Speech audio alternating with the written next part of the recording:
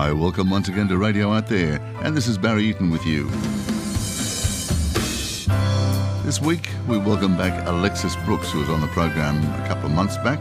Alexis is a best-selling author and radio host of Higher Journeys, and we are going to have some great fun talking about all sorts of things. In fact, we've agreed to just let it hang and just talk about what comes to us. I think you are going to really enjoy the next 40 minutes or so.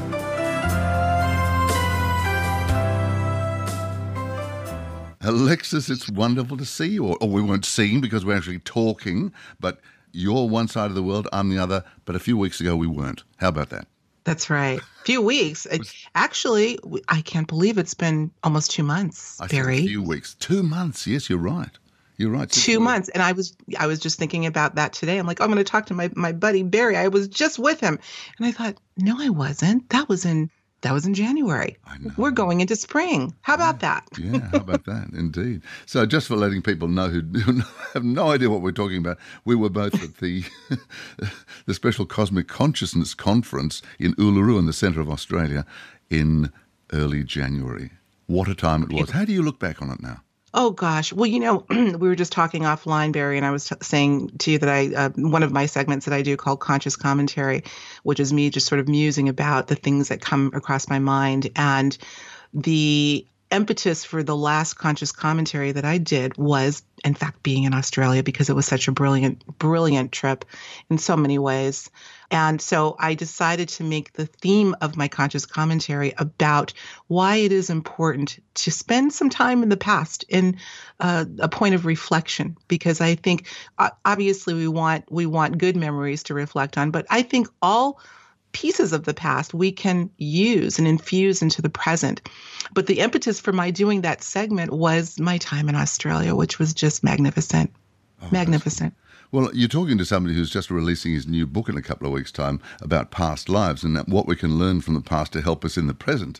So really? I'm right on side with you on that one.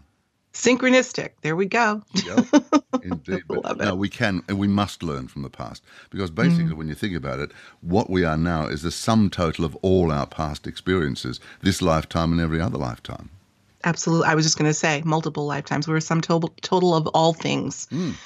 Another thing I've been thinking about, and to your audience, if I may say, we're probably going to be all over the map today. We decided we'd do that because, and let the universe kind of navigate us, hopefully. But this whole idea of time becomes more and more intriguing to me when we look at time as a linear construct, as a general rule here in the 3D.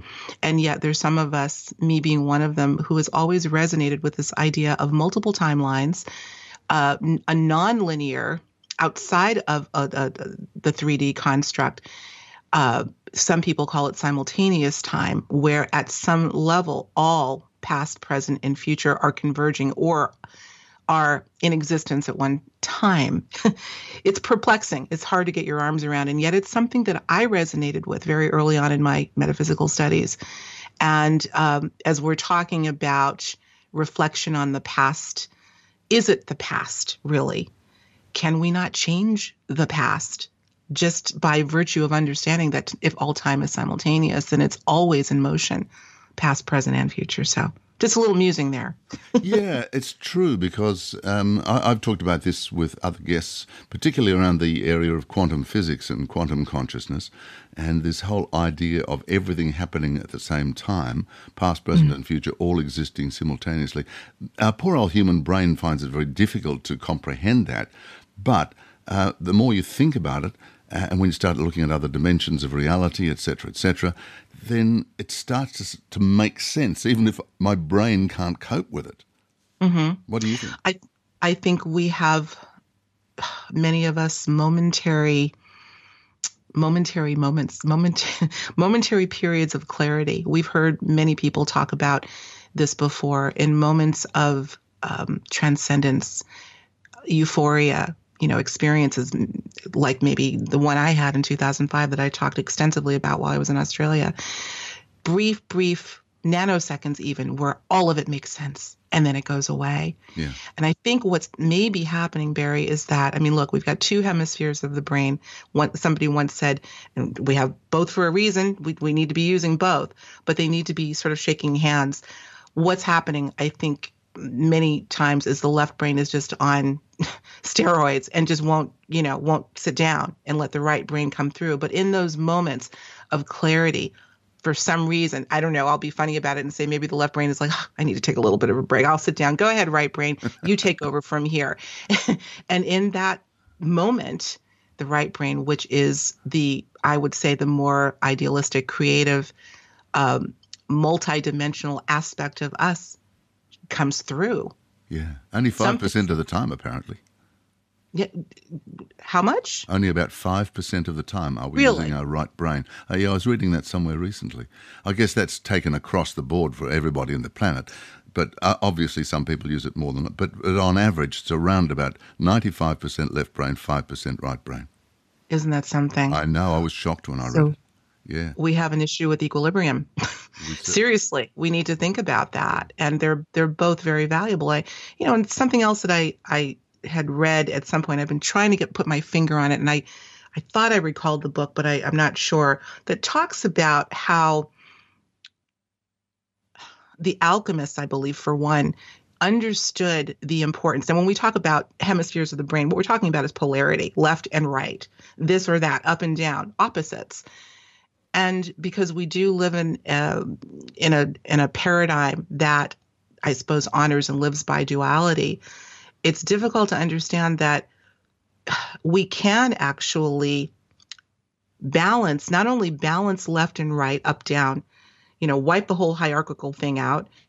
And once we're able to alchemize, to transmute, or once we're able to balance, we're in a position where we can even transmute the two disparate sides into a third reality, or a third level of consciousness, if that makes sense. I may be kind of talking in circles here, but it's a very ancient process. I believe it's an alchemical process that I've got to get my hands on again and find out where that came from, but it stuck with me. So what is this third? It basically says that. What is this third reality that it is created this way? Well, I would imagine, and I'm just going to take a stab at this, I would imagine that the third reality is absent of duality, absent of polarity, absent of judgment, absent of any of the things that, either represent, there's a third, I don't know, maybe it's utopia. Maybe that's where we are in those momentary, I say momentary somewhat facetiously, because you're out of time when that happens, when you have complete clarity. Some people report being able to see 360 degrees. So it's complete balance, clarity. In other words. Absolute equilibrium. That's right. Yeah. And that is its own space. Perhaps it's where our third eye is. Yeah.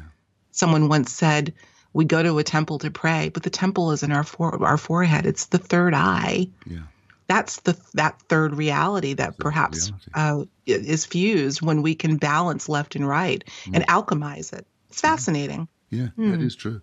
I was just reminded when we were talking about this that yesterday I was being interviewed for a magazine story, and I was talking about a particular book, and do you think I could think of the name of the author? So the journalist said to me, a good idea is just clench your left fist and then it'll come to you. I did it, bang, it came straight in. So really? What I did by doing that was apparently opened up my right brain because I was being interviewed, so I was very much left brain because I was giving information about my new book, etc., etc. And bang, I opened up my right brain. So, and apparently you can do the other thing if you want to remember something, you clench your right fist at the time. So I'm going to practice that one. I love it. Isn't it so simple? But it worked with me yesterday, instantaneously, Alexis. It did. Wow. Okay, so you'll have to come up with something, Barry, that I can't remember. I'm going to try this right now, right here on your show, because I've been forgetting a lot these days. Oh, my gosh. But next time it happens to you, I think it's got to be sort of instantaneous. Yes. Oh, I can't remember the name of it. What is it? Clench your fist and see how long it takes for it to come to you. So let me get this right. When you are trying to recall something, you would clench your right fist. No, left fist. Or left fist. Left fist, because that opens up the right brain. Okay. The left side of the body equals the female side of the body. Right. No, that I know. But for the right, when you clench your right fist, what does that do again? Well, that puts you into the logic so you can remember something. Oh, I need to remember this phone number, this address, this date, this person's name, whatever. Clench your right fist at the time, and maybe say it a couple of times and see how that works. Okay. I shall do that. For sure. Well, listen, since we're all over the map, let me just bring in something else that just came to mind. I have to tell you, and I want to share with your audience what I have been kind of, this is something that I've done for years, but have picked it up again. Pendulum dowsing. Oh, Pendulum dowsing. Isn't it wonderful? I do it all the time. I absolutely love it. Now, this is one of those things that would be considered a form of oracle or divination. Along with, I believe there's so many tools that we can use for divination. And what I've learned and what I've known for some time, and you, I'm sure, do as well, is that it's never the tool that we're using. It's just a tool. It's information that we're bringing through us and coming through into this weighted item, this pendulum.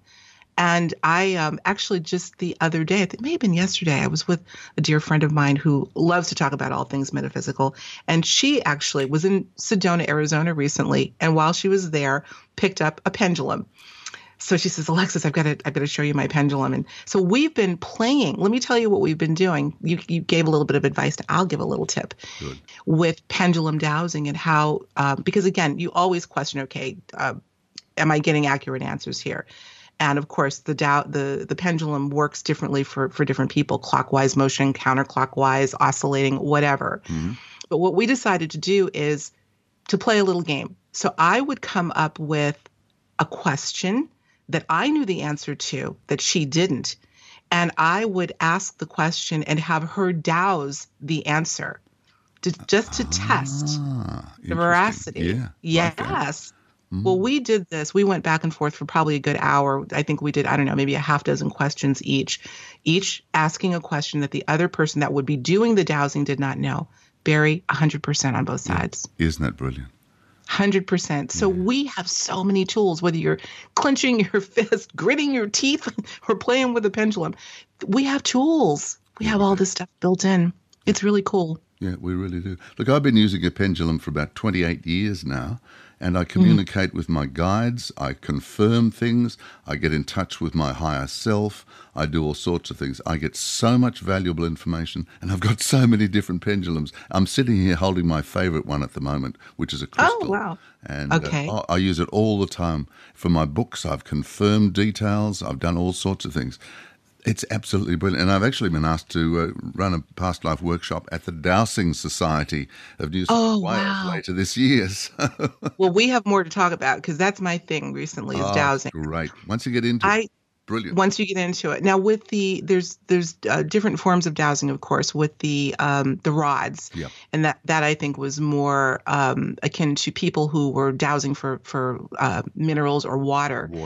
I don't resonate with that for some reason. It's not that it doesn't work, but I find the pendulum to be just amazing, absolutely amazing. In fact, I've done experiments. Speaking of water, I'll tell you a little experiment if I can that I did with my pendulum. Oh gosh, maybe a half dozen years ago, where I had done an interview with David Sarita. I don't know if you're familiar with his work. He's done some great work in the quantum field. And he has been doing a lot of work in terms of understanding structuring water, the structure of water, and the fact that water can hold memory and has memory and perhaps consciousness. Of course, that goes back to Masaru Emoto's work. And I found that fascinating. So I said, okay, I want to do something here based on what I've learned about from David Sarita's work. I was able to get a recording, and I don't know if your audience knows this or you for that matter, but every planet has a sound associated with it. Did you know that? No, I didn't actually. I know the moon does, but I didn't know about the other planets. Every planet does. And it's alleged, I shouldn't say alleged, apparently NASA has made recordings of the planets in our solar system, including the sun. Yeah. And so the topic was the sound of the sun and what it might be able to do in terms of its frequency, its Hertz frequency. And so I was able to obtain a recording of the sound of the sun. Actually, it was through David Sarita and his website at the time that I downloaded this sound. And I thought, okay, just want to play with this a little bit and see whether this sound might have an effect on water. And so what I did was I took a glass of water. Bear with me because it'll take a minute to tell, but it's a fun story. I took a glass of water and I put it on a ledge, and I took my pendulum dowser, and all I wanted to do is note the movement. Didn't matter. It wasn't a question. I simply wanted to note what it was picking up. And it was, let's just say, a clockwise motion, a definitive clockwise motion. Okay. I then take the glass of water. I move it into the room with the stereo, play the sound of the sun. I think it was it's only about a minute or so long. So I would play it 3 times, bring the glass of water back to the ledge, put the pendulum over it. It would oscillate. So that told me there was something definitive happening. The water was somehow being structured differently once the sound of the sun was played. But I didn't just do it once. I did it for like a dozen times straight every day, and it did not fluctuate one bit. Before I played the sound of the sun, clockwise motion. After I played the sound of the sun, oscillation. So that was very powerful for me. So again, dowsing can be used for a myriad things, not just yes or no. Am I going to get this job or, whatever. Whatever, yeah. So there are lots of things. And even dowsing crystals are fun. Just to note I guess what we're looking at is the atomic structure, perhaps. Or not what we're looking at, but what it's picking up in terms of its movement. It's very interesting. Yeah, it is. Yeah. It is. All right, let's take a quick break here now. You're listening to Radio Out There. Alexis Brooks, our very special guest this week. Back shortly. Well, that's certainly different. Haven't played that one for a long time. Anga Diaz. His name is actually Miguel Diaz, but he's known as Anga, one of the world's great congreros from Cuba. And this is his take. The music on this wonderful CD called Echubingua is basically his take on the union between African, European, North American and Caribbean elements in Cuban culture. And as we're seeing more and more and hearing more and more people are going to Cuba these days, it's great music. Love it. Hope you did too. You're listening to Radio Out There.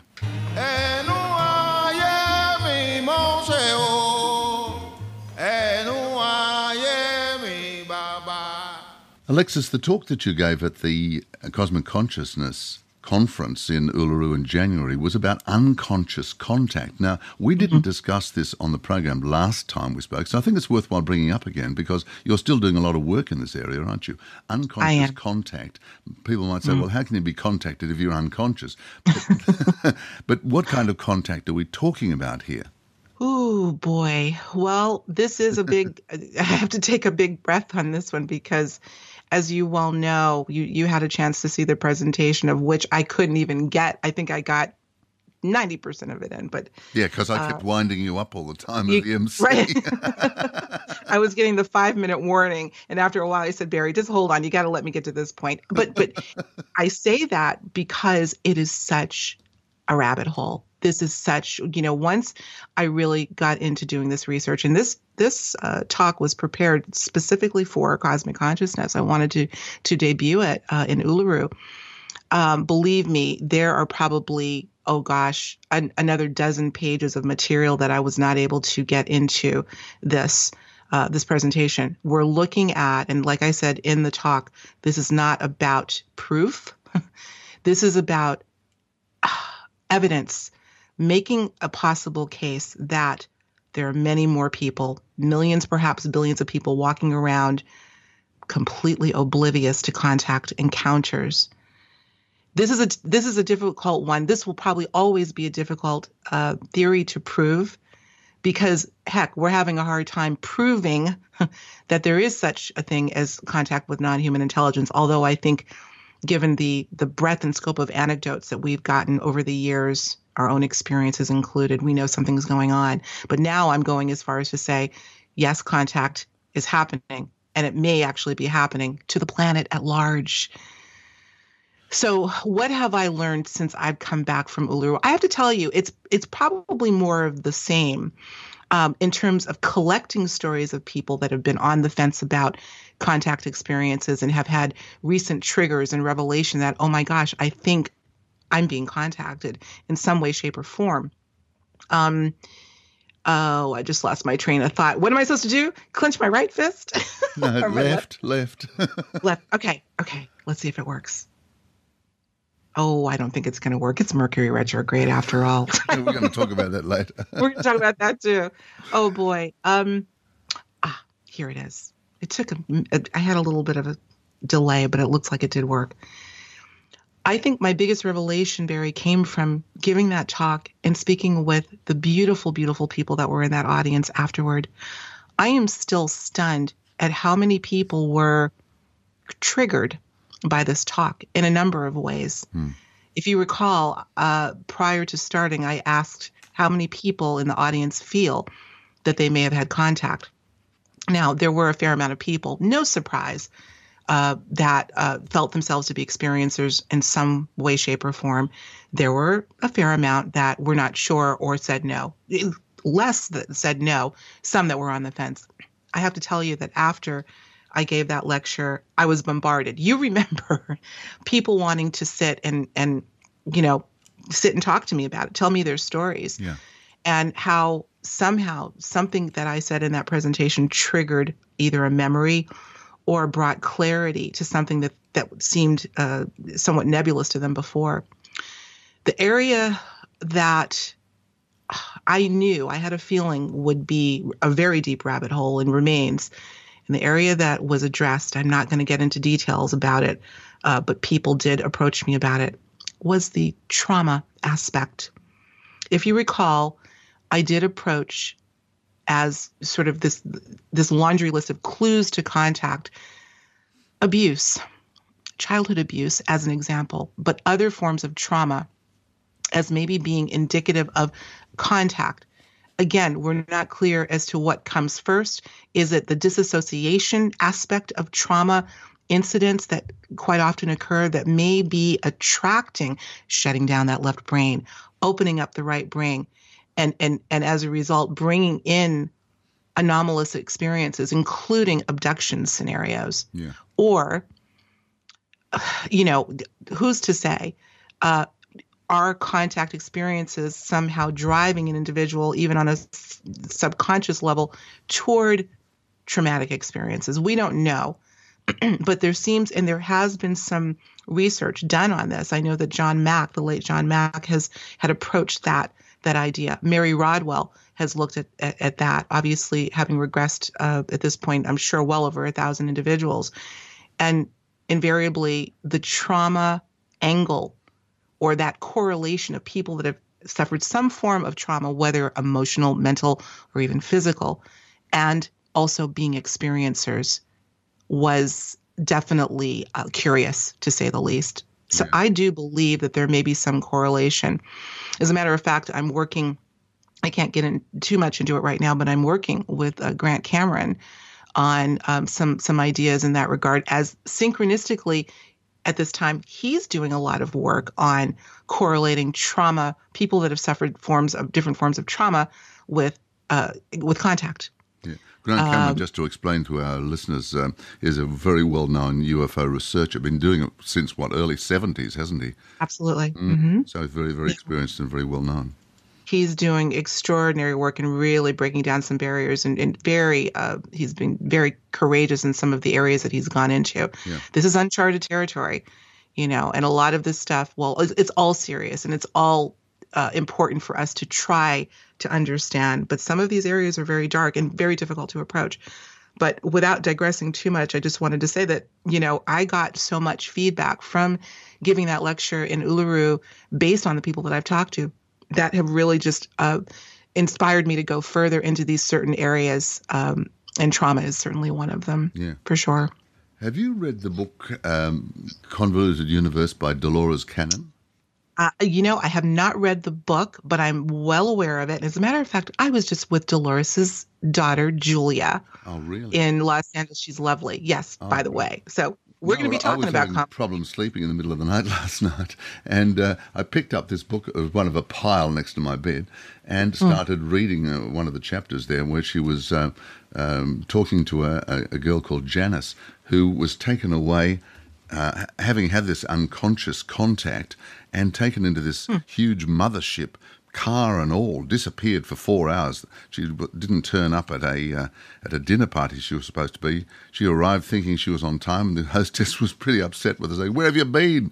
She said, "What do you mean, that where story have I been? sounds I'm on time." familiar. But she was taken away, and when she recalled under regression, some amazing things happened where she was basically taken into another world, another reality. Very, very fascinating stuff. So there's a lot of this information out there, and Dolores Cannon was saying in the book that she's it's not just an isolated incident where so many people are having this experience. So you're onto something there pretty strong, I guess.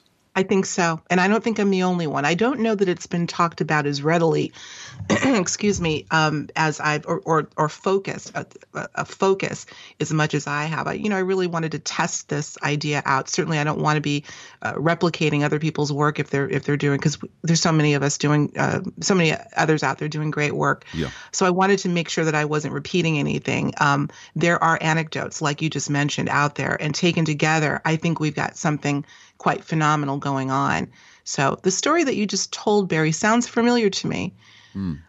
I don't know if it's that one or a story similar. We're talking not only here about an apparent abduction scenario, but missing time, which seems to go hand in hand with these sorts of experiences. Yeah. There's another guy in New Zealand had the same thing, Alik Mule. And I've had Alik on the program a couple of times. He was taken away to another planet where, for quite some time, he disappeared for 3 weeks. And ever since then, he's been followed by men in black suits and dark glasses, quite literally speaking. And they're trying to sort of control him. And Alex put out this book, which has been updated a couple of times. Some fascinating information. So I think there are many of these stories, but a lot of people must be afraid that they're going to be ridiculed or thrown into a mental asylum or something like this just by even mentioning it. Well, I'm not going to get on my soapbox completely tonight or to this morning, whenever this airs. Well, but people are listening to it. Whenever it airs, whenever you're listening to it. But I will say this idea, Barry Eaton, of ridicule still being the order of the day. I never cease to be amazed at us humans. God bless us. We have to get past this. If we are ever, ever, ever going to even think about, we use the A word called awakening or the E word called evolve, we have to get past this minutia of making fun of others because of an experience that they had that you can't relate to. This is a sticking point, and it's the obvious. And I cannot believe that we are in 2019 about to get into 2020 before you know it, and this is still dominating. This is a left brain function, of course, this idea of ridicule. And more than ridicule, in some cases, people have been put in insane asylums. This brings me back to Grant Cameron's work on, he's looking at individuals with mental illness, schizophrenia, and even people that have epileptic seizures as possible experiencers, and a gross misunderstanding of what that schizophrenia and other aspects of mental illness really is. Are they having transcendent experiences that will alter a person and resemble features of schizophrenia, and thus their whole lives are misunderstood? They're put on medication and in some cases institutionalized. So all of this is all serious stuff that we're talking about here. And all of this, there's a broad umbrella here. We're still talking about trauma. Trauma not only from, what I was approaching was human-caused trauma. Certainly the ridicule is a form of trauma in and of itself. It's a vicious circle. It really is. Yeah. It's something. And the more work you do in this area of metaphysics or paranormal or mind, body, spirit or whatever, the more ridicule you get, because the majority of people in the world are forced into the herd mentality, whether it's through governments, whether it's through corporates, whether it's through religion or whatever. If you don't believe what we're saying, you are wrong. You must go out and believe what we're saying. And as soon as you start to become an individual, you're challenged. Yes. Oh, that can't be right. There's no such thing as flying saucers and little green men. What a load of garbage. Why don't you grow up? Isn't that something? Just come out. Isn't that something? Another $10,000 on your mortgage. Going, come on, now buy another car. All of that. We're too much into the materialism to be able to fully embrace spiritualism. I like to think that is starting to relent. With the masses, I don't know. But certainly, look, by virtue of just seeing the people and the children, I say children, the teens, and there were a couple of young children in Uluru who know instinctively how important this is. Yeah. The people that have committed their lives to making this, who have fortunately been able to say, ridicule aside, I don't care. This is important for me. I hope that this is starting to relent. I think we're running out of time, actually.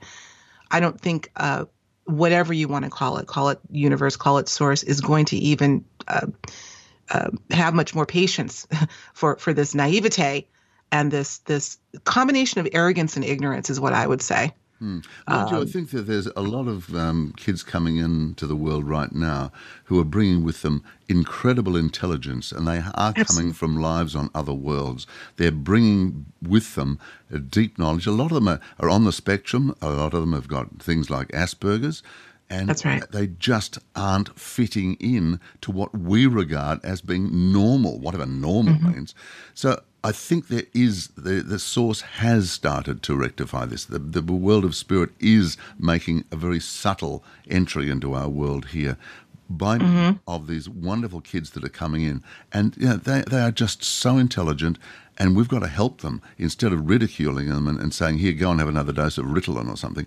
We need to look after them, encourage them, because they are bringing something in that we desperately need into this world.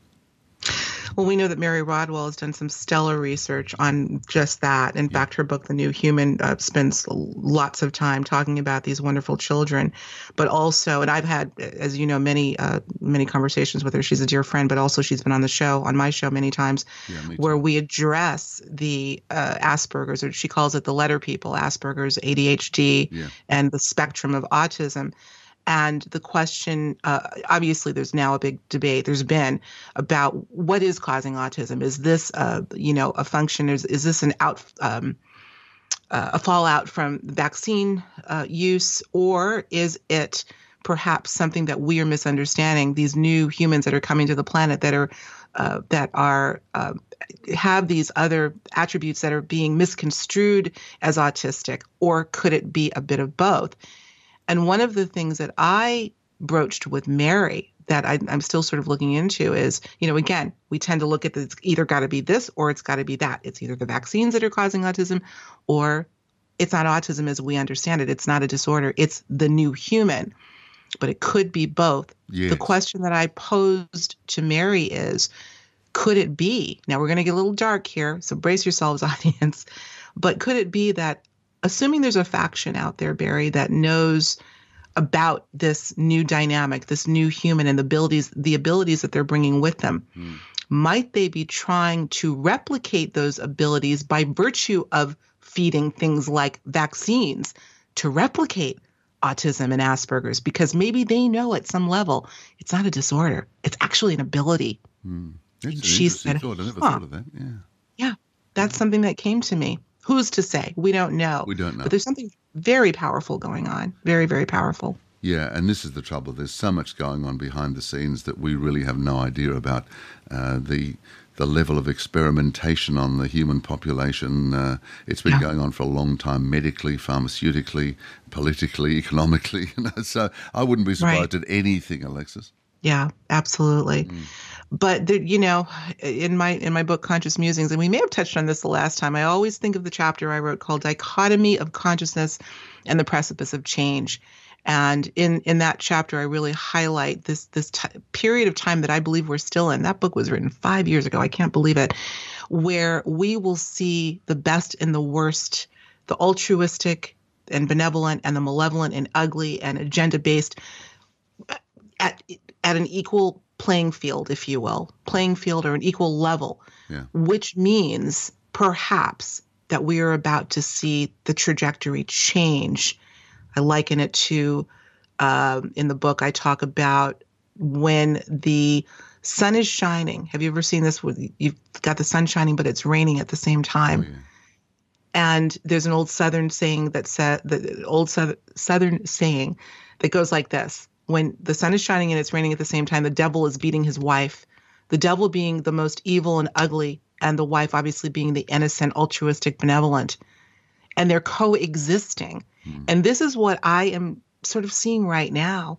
We know, and I know you're in Australia, but you're hearing our news and we're getting yours. And frankly, they're the same. They're so many of our headlines are so hideous. It's just so hard to get your arms around.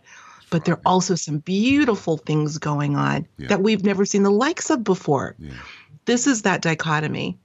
And I do believe that might be a signifier that we're about to make a paradigm shift. At least that's what I'm hoping. Yeah, I think we are. All right, let's take another break and come back for our third and final little part of the chat this particular time. You're listening to Radio Out There, and our guest this week is Alexis Brooks. Back shortly. This song now, especially for Alexis.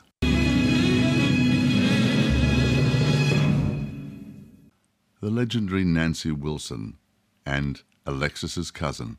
And that's why I wanted to play that track just for you, Alexis. Beautiful, beautiful rendition of that song. Very different to Bobby Gentry's, and a wonderful interpretation as far as I'm concerned. This is Radio Out There. Alexis, just changing the subjects around a bit, I was fascinated to see on your website that you're into animal reincarnation. When I say into, I mean you've researched it, you're interested in it. You're just now seeing that, Barry. After all the long time that we've known each other, you're just now finding that out. No, I'm not, but I just want to talk about it. Okay, we can talk about it. Oh, boy. Because I know it's one subject that you're really interested in. Well, I'll tell you quickly, and it's not a quick story. I'll try to sum it up. The impetus, Barry, was my own experience with a kitty that my husband and I had back in the 90s. We had him, brought him here from New Jersey. He lived to be, oh gosh, I don't want to lie, maybe about 14 years old. You know, he lived quite some time. We lost him, and I'm really summing this up. We lost Paws, and about 9 months later, serendipitously found myself looking at a website for another kitty, a Himalayan. This was a Persian that we had. Ended up finding a kitty that looked identical to Paws. Long story short, the synchronicities, I would encourage everyone to go to my website, by the way, because it's too long of a story for me to get into now.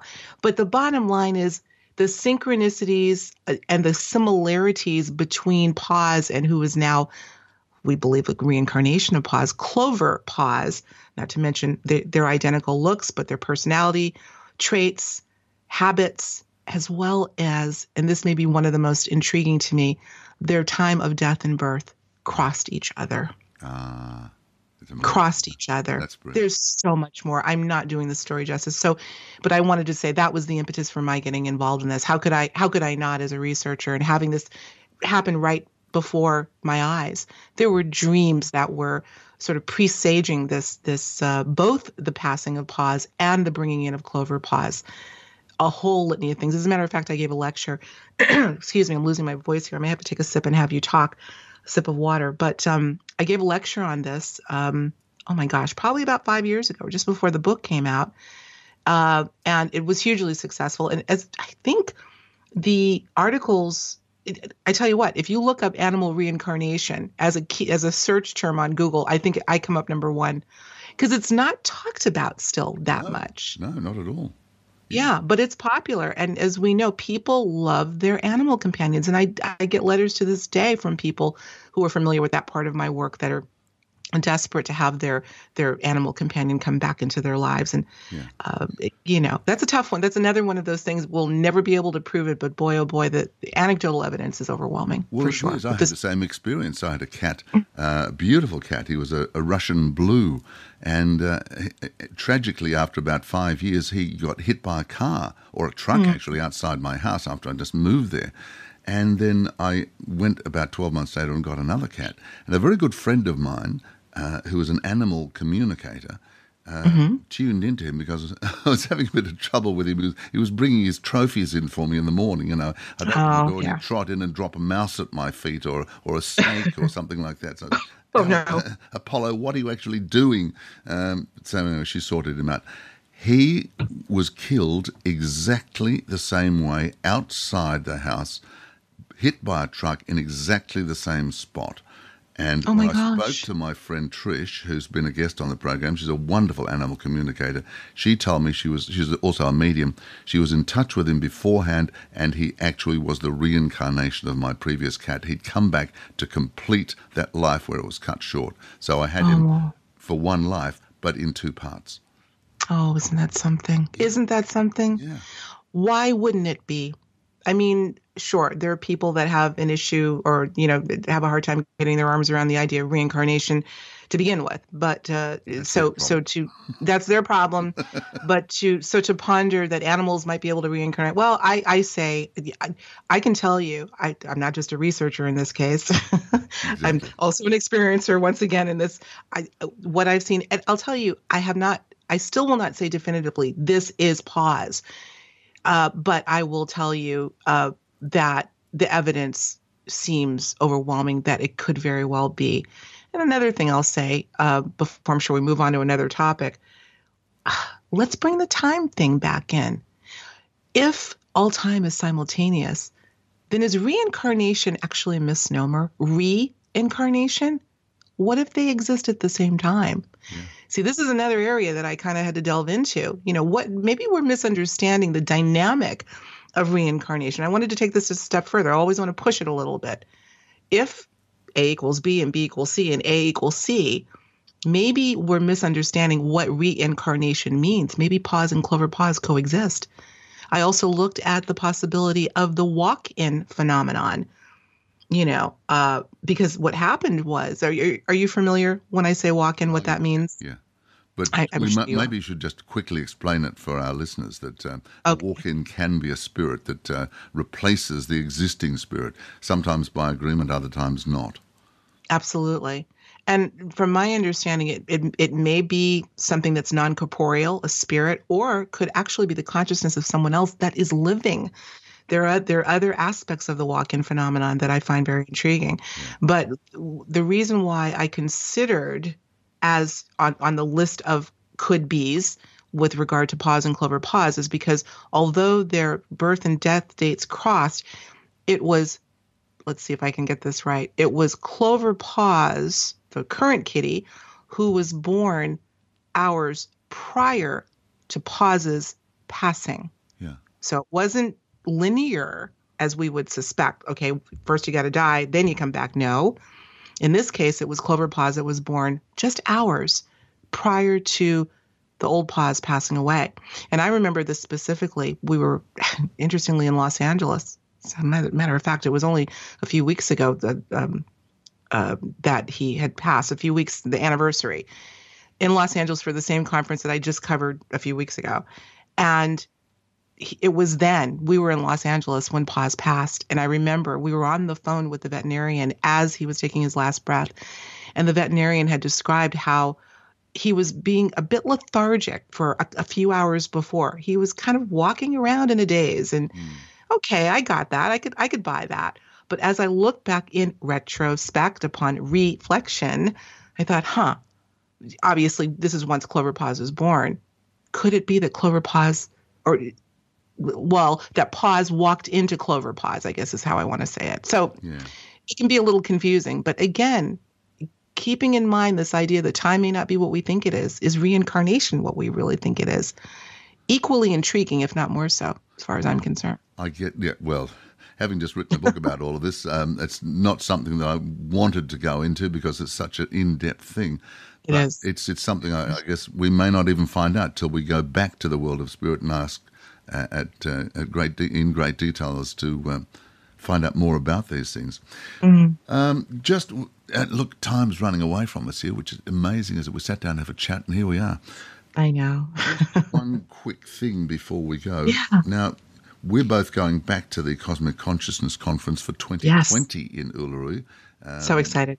Now, you're going to give 2 talks. I'm emceeing and giving a talk as well. So we're going to be busy on that occasion. So sure are. Yeah. So are you looking forward to it? Have you got any ideas what you're going to talk about next time? Oh, answer to the first question, am I looking forward to it? Are you kidding? I'm counting down the days already. Oh, really? I'm hoping that the plane reservations have been made. Oh, yes, I'm so looking forward to it.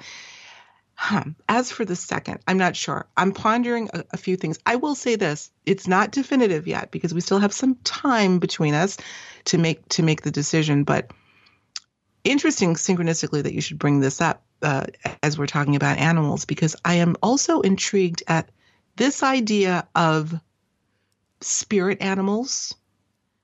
And you know what I mean when I say, are they called totems in some cases? Yeah. Spirit animals and how they're connected to us, the significance of that whole dynamic of reality. Animals as it relates to non-human intelligence, those that study this and realize that there have been many, call them ET species for sake of argument, that are related to animals. There's a feline species, a dog species, mantid beings, and our animal companions. Is there a common thread there? Are the animal companions here? And why is it that so many of our domesticated animals even are, it seems that there is some aspect of ET intelligence that resembles these animals like the feline species. Well, the reptiles as well. The reptiles, of course. So let's look at that. And I got to thinking about that and I thought, this could be something worth exploring. I don't know yet. I don't even know if this is something I want to take on. But again, I'd like to stick with this idea of what is the relationship between us and non-human intelligence and how far does it go? And what are the angles by which we are in contact with them, including our own animal companions? Is there a link there? So that's something I'm playing with, something that I'm toying with. Yeah, I'm going to work on it. We'll see. I think that sounds fascinating. Alexis, it's fantastic catching up with you again. You and I have little chats when we're not doing the program, so it's great to keep in touch. But let's have another chat soon. And, let's definitely do that. Look forward to seeing you in person again in January at the Cosmic Consciousness Conference. If anybody wants to find out about that, you can just Google it, and they're selling tickets already, advance tickets. So get an early bird price. Alexis, your website, higherjourneys.com, I shall put that up as a link on ours. And it's great to talk to you. Lovely to talk to you. Always love to talk to you as well. Thank you, Barry. I appreciate it. Well, there you are. At the beginning of the program, I promised you we were talking about a lot of different things. I hope you enjoyed it as much as I did, and I'm sure as much as Alexis did as well. That's it for this week. Look forward to coming again next week on Radio Out There.